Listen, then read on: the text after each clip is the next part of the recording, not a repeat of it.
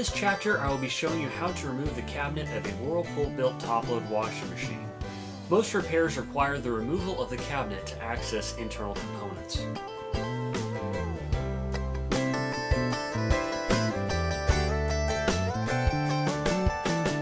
First, look for two Phillips head screws. On some models, they will be located on the front left and right of the control console. On many Kenmore brand washers, they will be covered by a cap that can be removed simply by pulling the top of the cap towards the front of the washer. If you don't see them here, you want to look to the rear of the console. The screws pass through the end of the cap and attach the control panel to the cabinet top. The very end of these screws are not threaded, so it's helpful to insert your finger just under the head of the screw and lift them out the last eighth of an inch. If no screws can be seen, move the tub to the side and feel for a clip. This clip needs to be pushed towards the rear of the console to release it from the cabinet top.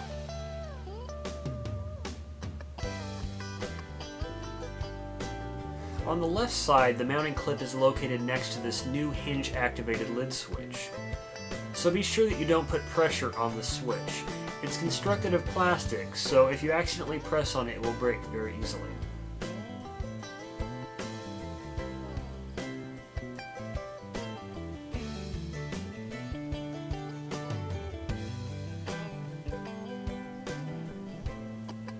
After you have your screws removed or your clip released, pull the control panel slightly forward and allow it to tip back.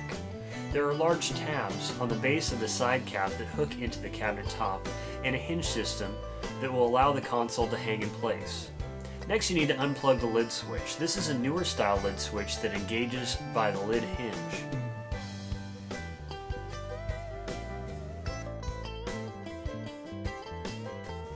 On some models, as shown here, the lid has a plunger on it that will trip the switch through a hole in the cabinet top. This style will have a plug at the center rear of the cabinet top. Now we need to remove the cabinet mounting clips. These clips attach the cabinet to the rear panel of the frame. To remove them, insert your screwdriver into the front of the clip and use leverage by pushing the top of the screwdriver towards the rear of the machine.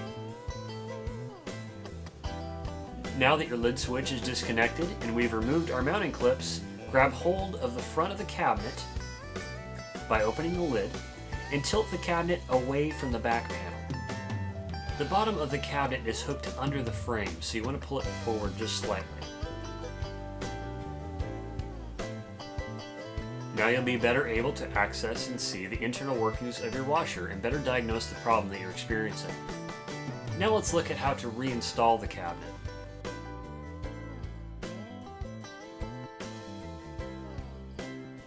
The front of the cabinet slides under the front of the frame of the washer. There's a small step down to the side frame so that the side cabinet can set on top of these pins. There are 4 pins on the frame, 2 on the front and 2 in the rear.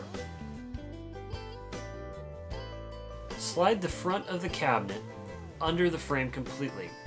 It helps to give it a little kick to be sure that it's all the way under the frame in the front.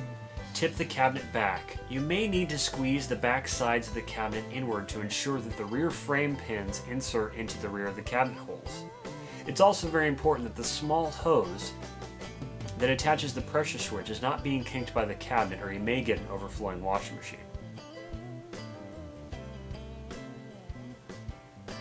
Reattach your cabinet clips by inserting them into the back panel of the washer and pushing them down with the palm of your hand. Be sure to remember that you plug in your lid switch or your washer will not work properly. If you have this clip style, just press down until you hear the clip snap into place.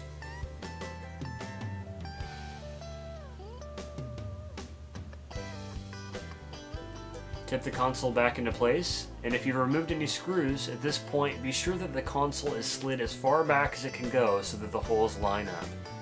And congratulations, you're done.